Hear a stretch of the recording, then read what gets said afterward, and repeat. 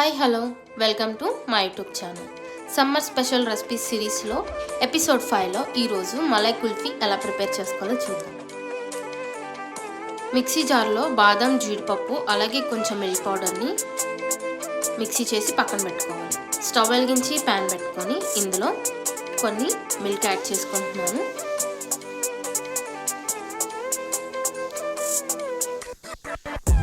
Boil అయ్యాక ఇందులో కొంచెం షుగర్, కస్టర్డ్ పౌడర్ అలాగే మిక్సీ పట్టుకున్న పౌడర్ని కూడా వేసుకొని కొంచెం థిక్ కన్సిస్టెన్సీ వచ్చేంత వరకు ఉంచుకోవాలి. చల్లారాక ఇందులో సర్వ్ చేసుకొని ఫ్రిడ్జ్లో ఒక 7 hours ఫ్రీజ్ చేసుకోవాలి.